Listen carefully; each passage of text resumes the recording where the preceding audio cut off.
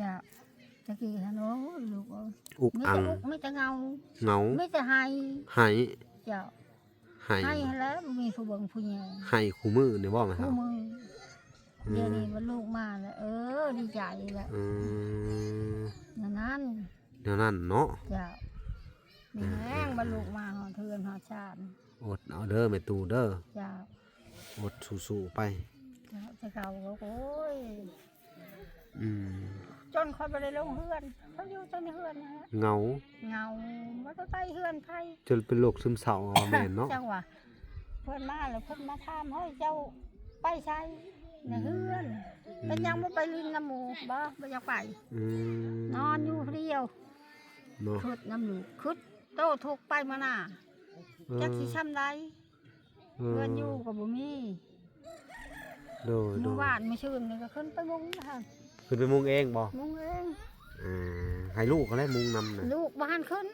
ลูกบ้านขึ้นย่านคนย่านมีเจ้าอีกอ๋อพี่น้องไอ้ทัก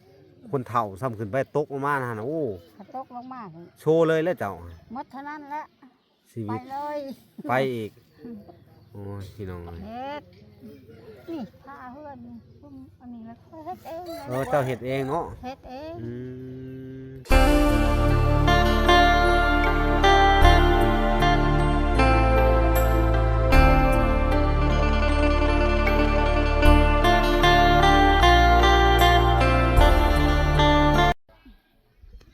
โอเคพี่น้องเอ้ยเนาะ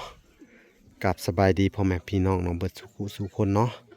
การยินดีเข้าสู่ช่อง YouTube เบาหลาสายบุญคุณธรรมคือเก่าพี่น้องเอ้ยเส้นเก่าเส้นเคยพี่น้องเอ้ยทักทายสบายดี FC ทางฝั่งไทยและ FC ทางฝั่งลาวและ FC ทางต่างประเทศนำเด้อพี่น้องเอ้ยเนาะที่รับชมเบาหลาอยู่พี่น้องเอ้ยมื้อนี้ก็สิได้เข้ามาเยี่ยมยามทางป้าไทยเนาะเรือแม่เฒ่าไทยเนาะสบายดีแม่เฒ่าเป็นจังได้อยู่ดีมีแห้งอยู่บ่มื้อนี้บ่ได้มาโดนเติบเลยพี่น้อง 3-4 มื้อพี่น้องเอ้ยหลังจากกลับเมื่อบ้านเนาะกินข้าวกินปลาหรือบ่แม่เฒ่ากินปลากินปลา2โตซำนี้กินปลาไปหาโอ้ลูกหลานเพิ่นแบ่งให้ลูกสาวไปไสล่ะลูกสาวเขาไปเอาเครื่องอยู่พุ่นเพิ่นเอาเครื่องอยู่บ้านปึ้งในท้องโอ้เพิ่นไปเก็บเอาอันเครื่องที่เพิ่นถือไปหั่นเนาะโอ้แสดงว่าอันน่ะอันยาก็เรียบร้อยแล้วมีแต่ไปเอาเครื่องไปกับไผน่ะไปกับลูกหลานในบ้านนั่นแหละเนาะพี่น้องเอ้ยถือว่าเรียบร้อยเลยเนาะเรียบร้อยบัดบ่ข้างค่าแล้วบัดนี้แสดงว่าเจ้าก็มีคนมาเลี้ยงดูคือเก่าลูกเอ้ยมาลูกมาแล้วโอ้ยตักน้ำกับตักบ่ได้เฮ็ดอีสักเฮ็ดบ่ได้มีแต่นอนกินนั่งกินไผ มาป้อนให้กินเนาะไปเฮ็ดอะไรบ่เห็นตัวมีแล้วอยู่โดยพี่น้องเอ้ยก็ถือว่าบ้านนี้ได้อยู่กันพร้อมหน้าพร้อมตากับลูกกับใครแน่เนาะหายห่วงแน่พี่น้องเอ้ยลูกนี่ปกตินี่เพิ่นไปหากินได้อยู่บ่ลูกเจ้าได้อยู่คือเขียดคุดอันนั้นเขาได้คุดเขียดคุบกบเนาะแย่ไข่หมูดอกหมูแดงไปอยู่บ่เพิ่นไปแย่อยู่แย่แล้วยามนี่แย่ไข่หมูแดงในยามนี่เนาะโดยหาไปนั่น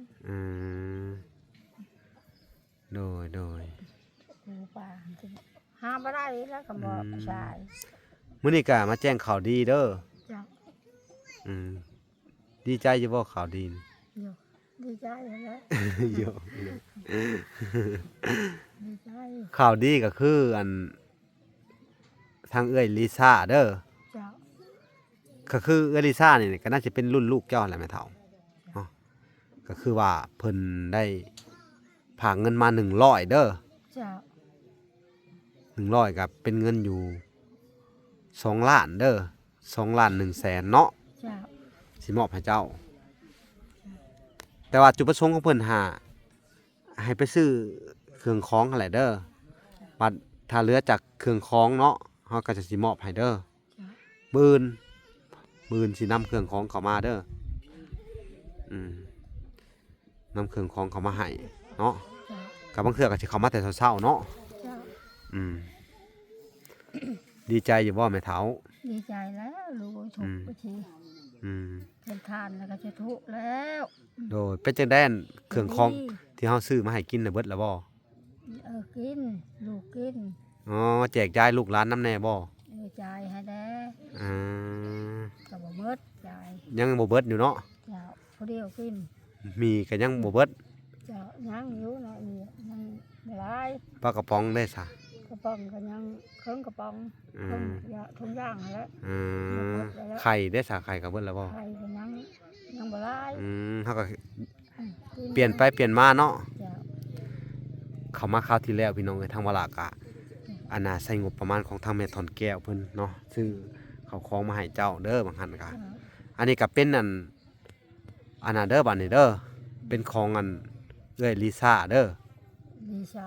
เอ้ยลิซ่าก็น่าจะเป็นรุ่นลูกเจ้าแหละเด้อเจ้าของห้องเพิ่นลูกก็ได้ทั้งลูกลิซ่าเนาะจ้ะเพิ่นก็อายุประมาณ50นี่แหละหมู่50กว่าอย่าว่าซ้ำลูกข่อยนี่แหละเจ้าของห้องเพิ่นลูกเด้อแล้วก็เพิ่นก็บอกว่าให้ซื้อเป็นนั่นอาหารแห้งอะไรเนาะแล้วก็ข้าวสารนำประมาณนี้เนาะอันนี้ก็ซื้อข้าวแล้วลูกซื้อข้าวนะเขาหาชื่อไว้แล้วโอ้เงินที่เหลือมื้อนั้นหั่นใดเงินที่เฮามอบให้นำหั่นใดเก็บไว้ซื้อข้าวเนาะแต่ยังมีกินเนาะข้าวนี่เนาะยังได้กินอยู่ทั้งบ่พรเพิ่นก็เข้ามาเยี่ยมอยู่บ่บ่พรเข้ามาชื่อนี่เข้ามามื้อเช้านี่เด้มื้อเช้านี่บ่เห็นมื้อเช้านี่ยังบ่ได้เข้ามาเนาะทางวลาก็เลยเข้ามาก่อนพี่น้องเอ้ยมื้อนี้แล้วก็สิแวะไปเยี่ยมทางไอ้หมื่นเพิ่นหมื่นเฮือนนั่นเฮือนเพ่ๆหั่นเด้โดยพี่น้องเอ้ยจบคลิปนี้แหละเนาะก็เลยมาแจ้งข่าวดีนี่แหละทางอันแม่เฒ่าไทยเนาะแม่ตู่ไทยเนาะพี่น้องเอ้ยก็ดีใจนำเด้อลูกเต้าผู้เดียวก็มาอยู่นำแล้วบัดนี้เอ้าเนาะจ้ะตะกี้ฮะเนาะลูกอุกอังไม่แต่เงาไม่แต่ให้จ้ะให้แล้วมีผู้เบิ่งผู้ใหญ่ให้คู่มือนี่บ่แม่ครับคู่มือเดี๋ยวนี้มันลูกมาแล้วดีใจแล้วนั่นเนาะจ้ะมีแห้งบรรลุมาหอเทือนหอชาติอดเอาเด้อแม่ตู่เด้อจ้ะอดสู้ๆไปจะเก่าก็โอ้ยจนคอยไปเลยลงเฮือนเขาอยู่จนในเฮือนนะฮะเงาว่าต้องไปเฮือนไผจนเป็นโรคซึมเศร้าแม่นเนาะจังหวะเพิ่นมาแล้วเพิ่นมาถามเฮ้ยเจ้าไปใช้ในเฮือนเป็นยังบ่ไปลินน้ำหมู่บ่อยากไปนอนอยู่เดียวคึดน้ำลูกคึดโตทุกไปมาหน้าจักสิช้ำใดเงินอยู่ก็บ่มีดูบ้านไม่ชื่นนี่ก็ขึ้นไปมุงค่ะขึ้นไปมุงเองบ่มุงเองให้ลูกเขาได้มุงนำนะลูกบ้านขึ้นย่านคนย่านมีเจ้าอีกอ๋อพี่น้องเอ้ยถ้าคนเฒ่าซ้ำขึ้นไปตกลงมานะโอ้ตกลงมาโชว์เลยแล้วเจ้าหมดเท่านั้นแหละไปเลย ไปอีกโอ้ยพี่น้องเฮ็ดนี่พาเฮือนอันนี้แล้วเฮ็ดเองเจ้าเฮ็ดเองเนาะเฮ็ดเองเขาปลุกให้แต่เฮือนนี่เขาปลุกให้แล้วเจ้าก็ไปเอาผ้ากระแตะมาอันน่ะเองเนาะลูกหลานเอาปลุกให้เนาะนี่ลูกหลานปลุกให้ปลุกแล้วเขามุ่งให้แล้วก็พาอันพานี่จะเฮ็ดเองดีแหละแม่ตู่เอ้ยเนาะความทุกข์ลูกเอ้ยข่อยนี่บ่อยากว้าวบ่แล้วมันน่ะเนาะจ้ะเว้าแล้วก็จังสิว่าจังได๋เว้าก็เฮาทุกข์อีหลีพี่น้องเอ้ยทุกข์ได้ข่อยนี่ทุกข์อะไรแต่ที่อยู่นำพ่อนำแม่คือบ่ได้ทุกข์แม่นแล้วอยู่นำพ่อนำแม่พ่อบ่มีพ่อบ่มีแม่ก็แล้วไปแล้วบัดนี้ตะกี้พ่อแม่เพิ่นหาเลี้ยงเฮาเด้จ้ะเนาะ คือว่าอยู่ก็สำบายข้าวน้ำก็บ่ได้อึด เบิดบุญพ่อบุญแม่แล้วก็ บุญเข้าแล้วไปเป็นลำอร่อยลำจำจะไป อันนี้ก็มันขึ้นกับครอบครัวเด้จะไปสร้างครอบครัวมันขึ้นก็อยู่กับผัวเจ้าบัดนี้ เจ้า ผัวเจ้าผัดเป็นทหารแต่กี้เนาะ เจ้า แล้วก็อันบ่มีไห้มีนาเนาะ อืม กลับมาก็ยากแน่ ยากแล้วหาบ่มีน้ำลูกน้ำพัว นั่นแหละปกตินี่คนเฮาหา เจ้า สร้างครอบครัวนะสิซะแล้วก็อันมีลูกมีเต้าก็ลูกเต้าหาเลี้ยงต่อไปตามหลักเนาะ ในนั้นแหละ แต่ว่าบางคนก็แม่นอยู่สั่งครอบครัวมีลูกมีเต้า แต่ปัดลูกเต้าบ่เลี้ยงก็มีได้ โอ้มันหลายคน มี หลาย ก็มี คนแบบนั้น ครอบครัวหนึ่งเห็นทางนั่นแหละไล่นี้อีกไล่แม่นี้ก็อายุสำเจ้านี่หัวขาวสำคัญนี่แหละ ลูกเอ้ย เขาไล่ลูกหนี อืม เห็นเคสหนึ่งอยู่ทางพุ่นแหละอยู่ทางอันบ้านห้วยมักเหย้าทางหัว ลูกเฮาผู้คือขี้ลายกับเฮ็ดอะไรใด เขาไล่หนีอะไรเฮาว่าใจถือใจดำอายุ90สำคัญเนี่ยเจ้า17ปีนี่แหละ อืม สาวก็เจ้านี่แหละ อ่า ชาวบ้านเพิ่นก็ไปปลูกเฮือนน้อยๆให้สำเจ้านี่แหละแต่กี้ค่ะ เออ แต่ยันนี้เพิ่นได้การรับการช่วยเหลือแล้ว เออเขาอยู่ดีมีแห้งแล้วเนาะ แล้วก็อยู่กับคนเดียวแล้วหั่นแหละ เจ้า เขานำตำปลากะมีอันน่ะผู้ใหญ่แล้วก็มีท่องยูทูบเบอร์ที่เขาไปช่วยเล่าแหละ เจ้า หลายๆทานหลายๆช่องอยู่เนาะ อืม แต่เจ้านี่เขามาบ่ฮอดเนี่ยมันไกลอันนี้รถใหญ่ก็ยังมาบ่ได้ เจ้าว่า ลำบากซุเฮาใช้แต่รถจักร มันยากมันทางเนาะ ไกลอันนี้นี่ชนบทแท้ๆเลยของสุ โอ้ เจ้า ผู้ นี่ จักแล้วละ เนาะไฟฟ้ายังบ่มีเลยเนาะพี่น้องเอ้ยหมู่บ้านนี่ บ่ ไฟฟ้าบ่เคยเห็นนี่ไฟฟ้ายังบ่มีได้พี่น้องเอ้ย ผ้าฉันหลอกฉันหลอก มีแต่เส้นนอกพู้น แต่ เนาะ ที่หันเขาเฮ็ดไฟฟ้าอยู่พุ่นให้คนในบ้านนี้ออก เอ บัด อ นี้เขาบ่ออก เออ อย่างนั้น บัดนี้มีหนทางแล้วเขาก็อยากออกแล้วบัดนี้ จักแล้วจักน้ำเขา อ่า มันเขาออกทุกวัน อยากออกก็คือกันเนาะ จ้ะ โดย เจ้าไว้ชะตะก็แกเด้ย มีหยังนะครับ นี่หน่อยขึ้นไปลิงอัน เออลูกหลานเนาะ จ้ะ อันนี้พังใหม่บ่เสานี่เปลี่ยนใหม่นะ อะไร เสาเจ้านี่ ลูกชาวคอยไปเอามันอยากหักตัวละ อ๋อมันอยากฮักตัวนั้น เออ ไปเบิ่งก็ไม่เท่าปะลูกสาวเนาะเฮ็ดเนาะ เจ้า เอ โอ้ อย สิฮักเลยน้องเอ้ยเปลี่ยนเสาใหม่ เปลี่ยนใจไม้เสา โอ้ลำบากอยู่เด้พี่น้องเอ้ยสิได้ปานนี้ นี่แล้วคอยจมคอยจะได้เฮือนเขา เออ อ นี่ หักตัวนี้ ฮักกันเนาะนี่ฮักกัน เออ นี่โอ้ลูกสาวเลยไปตัดไม้นี่เนาะนี่ เออ ฉะนั้นเขาขึ้นมื้อน่ะเกือบฮักแล้วก็บ่พอเนาะฮักไม้เก็บเลย แล้วพยานหักอันนี้มันมาหักเนาะ เออ ทำเลย ค่ำแล้วเนาะตัวนี้ก็ขุดใหม่บ่ตัวนี้ บ่ตัวนั้นแหละ ขุดแต่ตัวนี้เนาะ เจ้า บัดนี้เฮาอยู่เฮานอนนํกันแล้วบัดนี้กับลูกมาแล้วก็เนาะ เจ้า อ่า อยู่น้ำกันเนาะน้ำกัน เออ นี่แห้งแล้วรวยเดี๋ยวนี้ ลูกก็มาน่ะเนาะ เจ้าอยู่กับที่สะดวกใจ อืม จริงๆเขาเนาะฮู้เรียกว่า อ่า อยู่คนเดียวลูกหลานก็อยู่เขาเพื่อนเขาเพราะเขาไม่เขาจะให้เขา อืม เพิ่นเขา ลูกหลานก็บ่แม่นหลานเฮาแต่หลานของอันลูกพี่ลูกน้องเฮาเนาะ เออ แต่เฮ็ดได้สู้ๆอดเอาเนาะ เจ้า ถ้าบ่มีแต่ว่าขนาดหลานลูกพี่ลูกน้องเขาก็ยืนเจ้าอยู่ได้เนาะตะกี้ตอนสมัยอยู่คนเดียวเนาะว่าซั่นซะ เจ้า เพิ่นก็ให้ข้าวให้น้ำอยู่เนาะ เจ้า อืมบ้านนี่ก็ลูกมาแล้วก็เพิ่นขึ้นไปดำนารับจ้างแล้วจะหน่อยเนาะฮอดยามดำให้ดำนา มาแล้วก็พอได้กินข้าว ไปหาดำน้ำผู้นั้นผู้นี้เนาะแม่เฒ่า เฮ็ดน้ำเบื่อเฮ็ดน้ำเบื่อน้ำนอง อืมสุเจ้าใน2ปางในโมงเช้าสอบนี่ก็กุ้มนึงปีหนึ่งเนาะ เจ้า กุ้มอยู่ดอกเนาะแม่เฒ่า ปรุงมาแล้ว ตะกี้เฮาก็คิดเป็นห่วงว่าตายแล้วถ้าลูกเราบ่มานี่เราอยู่น้ำไผเด้แม่เฒ่าเนาะ นอนคนเดียว อืม นี่ไปนอนในหมู่ก็ที่ข้ามจะไปนอน อืม ลูกหลาน อันนี้ก็เป็นลูกหลานเพิ่นสบายดีเด้อโดยเนาะตะกี้หันตอนลูกเพิ่นบ่ทันมามีแต่เจ้าแล้วเนาะยืน ก็สวย มีหยังก็สวย มีปูมีป่าก็ให้ อื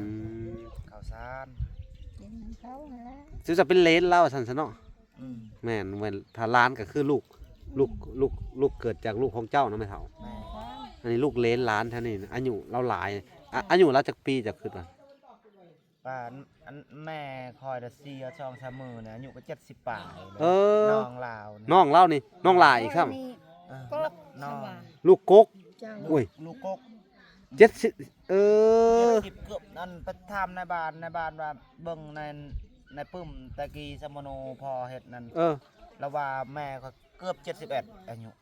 71น่ะลูกหลายอีกแม่เจ้าเนาะ เออ หาดอันนี้เราเป็นลูกกกนี่90ปีคือจะเว้าอีกบ่จักเนาะ อืม แม่นและสนอก90อ่ะเนาะ เจ้าว่า แล้วคือแข็งแรงเท่าแม่เฒ่า แข่งเบิ่งแข่งแฮงแต่แม่คอย อืม แต่เท่าปานใดแล้วเราคนโชว์ อื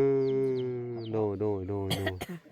เออแข็งแรงเนาะบุญมีเนาะ เจ้าว่า หักอันน่ะเสียที่แต่เฮาบ่มีหยังบุญมีก็ได้พี่น้อง เจ้าว่า บ่มีให้บ่มีหน้าเนาะแต่ว่า โอ้ยบ่ได้ อัน มี น่ะ งัวบ่ได้มี ไก่ ควา ก็ ย ไก่กันนี่เขาเจ้าให้ ข้อไก่บ่ได้น้อยนะฮะ ขอไก่ลาวแล้ว เออ พี่น้องทางบ้านแหละให้ เออ เขาเอาให้แล้วมา แต่บุ เลี้ ญ ยง ก็ให้ เนาะ แต่มาเลี้ยง คือเจ้านี่บุญมีเรื่องอายุเนาะ จ้ะ บ่เจ็บบ่โซเนาะ อยู่ไป ก็เจ็บโซอยู่บ่แม่เฒ่า ตะกี้หันค่อยโชว์เนาะเหรอ โช ค่อยโชว์ ว์เฮา โชว์ช่องปี พาไป มาเลยร้อยเท่าเลย ฮะ ร้อยค่อยเท่าคู่มือ เอ นี่ อบ่โซอีก บ่โชว์อีก หายดีแล้วก็ เราไป แล้วก็ ได้ ตะกี้เป็นหยังตะกี้เมื่อย ทั้งเมื่อยทั้งแบบใจสั่น เออ เป็นนั่น ตะกี้เห็นไหน จนว่าเฮาไปจุดซุ่มตอนนั้นไปหาแพทย์หาหมอเราทั้งไป อืม อาจารย์เนาะคิดว่าบ่แม่นว่าอันป่า เออ สิบหลอดแบบบอก เออ ใจแบบตุกตักตุกตักตุกตักตุกตักตุกตัก เออ แดดอันนี้ เออ อยู่บ่ได้ โดยตะกี้โซเนาะใจเต้นตุบ ค่อยโชว์ ๆอืม โชว์ช่องปีป่ายพุ่น แสดงว่าในช่วงจังหวะที่โซนี่มันก็เป็นน้ำปีน้ำยามเนาะ จ้ะ เอิ้นว่าปีมันชงสินะ จ้ะ ชงกับเป็นเจ็บไข้ได้พยาธินั่นแหละพี่น้องเอ้ยเนาะ จ้ะ อ่าแล้วก็รอดมาอีก เพื่อนเนี่ยกับมาข้อเศร้าเขาแล้ว อันนี้อันใด เศร้า โอ้ เศร้าเก่าเขาแล้วเฮานั่นน่ะมาปลูก ขอเสาเขา เออ โอ้ขอเสาเก่าเขา เจ้า เศร้าเก่าเขา อืม เขาปะแล้วเขา มาข้อ พอเอา เขาทิ่มเขาปาแล้วขอมาเนาะ จ้ะ ตะกี้ครับไปแต่โตเนาะไปหาว่าจะไปอยู่น้ำลูกเคยเนาะ อืม เจ้าไปเจ้า ตะกี้เฮือนเจ้าอยู่นี่ใช่สะตอนที่ไป โอ้ยห่างแล้วนะไอ้ นั่นเพื่อนร่างใหญ่ทั้ง เพื่อนเขามุงแปดตะกี้นั่น โอ้หลังคาเป็นมุ้งแป้น มุงแปดแหละบัดนี้เพื่อนเป็น60-70 ปีแล้วมันเปื่อยแล้วเดี๋ยวนี้ โอ้เฮือนเปื่อยเบิดเซ่เหลือแต่เสาเนาะ เหลือแต่เสาจนบ่กล้าขึ้นเลยนี่นะ เออ ขึ้นมาช่องเบิ่งช่องมันชิรอบแหละเอา เออดินเจ้าบ่อยู่หั่นน่ะ ก็ดินคอยอยู่ตะกี้ ดินอยู่ตะกี้ดินในบ้านนะ ดินในบ้านเนาะดินรวมถ้าออกไปแล้วก็เขาให้ออกเลยสิเนาะ เอาออกเลยเราเอาคืน เออ เพื่อนเฮาปลูกน่ะแล้วก็ดินเข้าแล้วแต่ว่าเฮาอยู่นี่จนว่า เออ ทุกอายุนั่นเฮาอยู่ บ่ เลย เขาบ่คำบ่ค้ายอยู่ได้เนาะ เออ เจ้า อื ในนั้น มแต่ดินนี่ ออกไปเขาก็เอาคืนแหละ เออแสดงว่าเจ้าไปอยู่หั่นก็บ่ได้แล้วเนาะ มันบ่ได้นะ ก็เลยมาอยู่นี่เนาะอ่ะมันนี่ก็อยู่ดินคือเขาคือเก่า ดินเขานะ อืม ดินเพื่อนลังใหญ่พุ่น โอ้นี่เนาะ กลยพิ่อีก เออ สีนั่นนี่ หุ่น ดินเขานะ ดินคนรวยอยู่ซั่นน่ะรวยที่สุดในหมู่บ้านเนาะ ดินเขามีเขาและตังเฮือนตะบิดนะ เขาเป็นคนตั้งบ้านเถอะนิด ตั้งตังเฮือนตั้งบ้านตะบิด เออ เลยก็เราเป็นเจ้าของนั่นดินหมดบ้าน เราเป็นเจ้าของเบิดบ้านเลยเออ ดินเข้าแล้วคันออกไปกัน เออ มีสิทธิ์และมันเป็นดินเข้า แสดงว่า บ่ได้ อยู่ในบ้านนี่ยังบ่มีไผมีดินเป็นของเจ้าของเนาะ บ่ได้ เออ บ่มี แต่ว่าปลูกเฮือนนี่ได้บ่ ได้ ได้ อยู่จนตายเนาะ อยู่จน ปลูกคนตาย เออ แนวนั้น แสดงว่าอันนี้ครับบ่ต้องซื้อดินนะกับเฮ็ดกระต๊อบกันเลย บ่ บ่ บ่ได้ชื่อ ได้ชื่อ เอ บ่ อ ได้ชื่ออย่าปลูกในแค่กระปุก พี่น้องเอ้ยแสดงว่าเนาะถ้าไม่เท่าไทยเพิ่นนี่ อืม ถ้าเกิดว่าเนาะมีงบพี่น้องเอ้ยก็สิหาปลูกเท่านี้แหละให้เพิ่นอยู่แต่เขาก็ต้องแจ้งเขาก่อนเนาะ เจ้า บอกเขาว่าสิปลูกกระต๊อบเนาะ เจ้า แสดงว่าถ้ามีงบพี่น้องเอ้ยกระต๊อบเนาะ เสาอันที่มันหมั่นแกนแน่เนาะแล้วก็มีมุงสังกะสีดีๆก็โอเคเนาะแม่เฒ่า จ้ะ โอ้ยยามฝนตกผมไปนอนเฮือนเน่าแล้วแต่มันพัก มันนอนบ่ได้ ยามฝนตกกันได้ จ้ะ ไปนอนกันเจ้าพุ่นเนาะของเจ้าก็หัวคือกันเนาะ กลัวคือกัน หักยังพออยู่ได้เนาะ เอาพออยู่ได้ เพิ่นแอมเพิ่นยังดีๆเนาะพี่น้องนี่ก็คือเลนหลานเพิ่นเนาะ บ่สิชื่อก็บ่ได้ชื่อดอกดินปุ๊บไม่ใช่ใครจะปุ๊บได้ อันนี้มันเป็นอันนี้ยังพึ่งพาอาศัยกันอยู่เนาะ จ้ะ เรื่องยังเป็นโบราณอยู่ในสุเจ้าเนาะ บ่ได้ค่าบ่ได้ค่า เออ บ่ได้ค่าค่ายและดินนะปลูกได้แต่เอาออกไปแล้ว ปะให้เขา ให้เขา เออ บ่ได้ แสดงว่าระหว่าง ว่า ที่ เฮาสิขายให้หมู่แล้วขายบ่ได้ ระหว่างที่ลูกจะไปเอาผัวเนาะแล้วก็พาจะไปเนาะ จ้ะ กลับมากับบ่มีบ่อนอยู่บ่อาศัยเนาะ บัดนี้ก็ลูกก็คิดฮอดคิดถึงเจ้าจนให้จนแล้วก็ให้เนาะแล้วก็อยากมาอยู่นํเจ้าเนาะ จ้ะ ก็เลยเขาก็อันน่ะลูกหลายแน่ทางนั้นเนาะไปเลี้ยงเขาเนาะว่าซั่นแหน่มาเลี้ยงแม่บุญแล้วก็เลยตัดสินใจมาเลี้ยงเจ้าเนาะบัดนี้มาเลี้ยงแม่ดีกว่าสิเนาะ 7-8 คนโล เก้า เก้าป่ะ 10ตายช่อง ฮะ 10ช่อง อ๋อ12ตาย2 ไม่น้อยเด้อ เออ ตัวเอื้อยนะ นั่นแหละพี่น้องเอ้ยเรื่องราว เพิ่ เพิ่ น น ลู ก็ ก7คน เออ ถ้าเราแก่เราจังเอาผัวได้ที่นี่เนาะ 50อะไรเราจังเอาเนาะ จ้ะ ถ้าก็ได้ผัวคนแรกซ้ำนั่นน่ะบ่ จ้ะ ไปเฮ็ดจังได้จังว่าได้กันตะกี้มาผู้ว่ามาลิ้นอยู่พี่บ่ น้อยอันเอ้ยน้องเพิ่นทั้งนั้นที่เจ้า ไปรับจ้างตัดอ้อยเขาและเขาติดต่อให้ เออ บ่มีบ่อยู่นี่นะแต่บ้านน่ะบ่อยู่สิบ่จนสิบ่รอด เออ เราลงไปตัดอ้อยพุ่นจุกบ้านได้ซั่งทางห่อบ่ โอ้บ้านอะฮอน้ำนี่เนาะ ไปตัดอ้อยไปรับจ้างตัดอ้อย อะฮอระบูท่านนี่เนาะ เขารับเลี้ยงทางแม่นี่ก็เขาก็รับเลี้ยง เราเว้าได้ แล้วเว้าคือ คนติดต่อนั่นว่า เออ แล้วมาเอื้อยนั่นมาพ่อผัวนั่นล่ะผัวแล้วว่ารับเลี้ยงแต่เฮามีลูกเป็นพ่อไม้ลูกเฮาหลายแล้ว เอ ว่า อ เอื้อยนั่นว่าคันเอาแล้วแม่คอยนั่นล่ะคอยเอาไปนำนั่นแหละว่าบ่มีบ่อนอยู่เอาไปสิเป็นหยังล่ะ โดย ปัดเอาไปได้ปัดบ่ฮอดปีช่าง ให้ได้แล้ว ไหลนี้ซ้ำ แล้วก็ ฮาโคยเนาะ ก็บ่แม่นแม่เขานะ มันก็แม่นอยู่เนาะเฮากับเฮาบ่แม่นพี่แม่นน้องไปหาพึ่งเพิ่นเนาะ จ้ะ ยามหายกันแล้วก็อยู่บ่ได้เลยเนาะ ลูกหันลูกแท้ๆนะไม่ค่อยเว้า เออ พันเขา นั่นแหละเรื่องผัวแล้วบ่แม่นพี่เป็นน้องเฮาอะนะเขาก็เป็นเคยบัดยักเขาให้เขาอยากไล่หนี้มื้อใดก็ได้ บัดเดี๋ยวนี้ เออ บัดเล็ดคอยเมื่อหันเพิ่นไล่ลูกเพิ่นอีกไปอยู่น้ำหนูเพิ่น เออ อันผู้หายคอยหันไปแล้วเดี๋ยวนี้ เพิ่นก็ไล่ลูกคนนี้อีก ไปอยู่น้ มาอยู่นำนู ำหนูหันแล้ว นู่นนี่คือเป็นหยัง นูนั่นเฮือนหลังแม่นะ โอ้ เพิ่นหลังแม่เพิ่นหักกลางบ้านหันไม่ได้ เอ ไกลมาแล้วเดี๋ยวนี้ พี่น้องเอ้ย มาอยู่น้ำพ่อ เนาะอ่ะพี่น้องก็นี่แหละมาแจ้งข่าวดีเพิ่นเนาะมื้ออื่นทางวาระก็สิได้คนครัวเครื่องของเขามาให้เพิ่นเด้อให้เจ้าเด้อแม่ตู้เด้อ เจ้า อดเอาก่อนเด้อสู่ไปเรื่อยๆเด้อแม่ตู้ เจ้า แล้วก็อุกคือกันเนาะ อุกเฮาหน้าน้ำท่วม อืม ฉันน้ำมาท่วม บ้านเจ้านี่น้ำท่วมเนาะ น้ำ บ้านนี่บ่ท่วม บ้านเนี่ยบ่ได้ท่วมคนทางนอกก็หน้าทางนอกก็บ่ได้ท่วมเฮาก็หน้าห้องนี่เด้ โอ้นาอยู่แถวตีนเชเนาะ เจ้า เวลาน้ำเชขึ้น ตะกี้อ้ายบ่ค่อยท่วมหน้าเฮาน่ะเด็ดขาดบ่ค่อยท่วมแต่ว่าช่วงปัดเดี๋ยวนี้น่ะช่วง2021ขึ้นมาฮอดปีกายเนี่ยก็ท่วมพัตตากา เออ ได้เข้าประมาณเฮาได้13 14ชอบ ถูกบกุ้มกินแล้วว่าสิ เฮา กัน จ เนาะ นอกให้แม่เฒ่านำแน่ ให้แบ่งให้เท่าน้ำแน่เนาะ บ่แม่นผู้เดียวเฮาดอกแบ่งเนาะลูกหลานเนี่ยก็แบ่งผู้นั้นมีสั่งก็แบ่ง ให้ เพื่อนนั่นแหละ แบ่งให้เจ้ากินนี่ได้ เจ้า โอ้ลูกหลานก็ดีเนาะไม่เท่าเนาะ ดีอยู่ มันเชื่อกัน อืม ลูกหลานทางทพยี เอ ทางนั้นก็เขาช่วย กันหมดเป็นนัว เออ กันช่วงเข้าบ่มีก็บ่มีแหละเราบ่ได้กินในสั่ง โดยอยู่ไปเนาะ อยู่ไป เอ้า อดเอาสู้ๆเด้อ เจ้า ซุมเฮากะมีงบจากผู้ใหญ่นั่นแหละเพิ่นกะช่วยเหลือเข้ามาเนาะทางวลากะเป็นกำลังใจให้เด้อสู้ไปก่อนอดเอาก่อนเนาะ เจ้า ถ้าว่า มันมีความช่วยเหลือเฮาเข้ามาเนาะถ้าบ่มีก็สิคอยมาจอบอยู่เด้อ เจ้า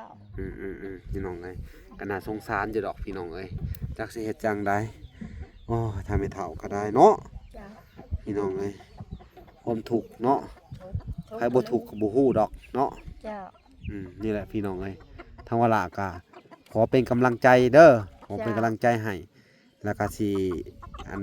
ได้มามอบเครื่องมอบของอันผู้ให้เจ้าก็คือทางเอ้ยลิซ่าคือวลาเว้าในเบื้องต้นน่ะเด้อ เจ้า เฒ่าสู้วนเอาก่อนมื้ออื่นผู้แหละเด้อ เจ้า เอ้าพี่น้องเอ้ยคลิปนี้ก็สิได้ขอตัวอำลาพาจากก่อนพี่น้องเอ้ยเนาะพบพอกันใหม่อีกคลิปหน้าพี่น้องคลิปนี้ขอกล่าวคำว่าสบายดีเด้อ สวัสดีลูก โดยและสวัสดีพอกันใหม่พี่น้องเอ้ย เจ้า เนาะบ๊ายบาย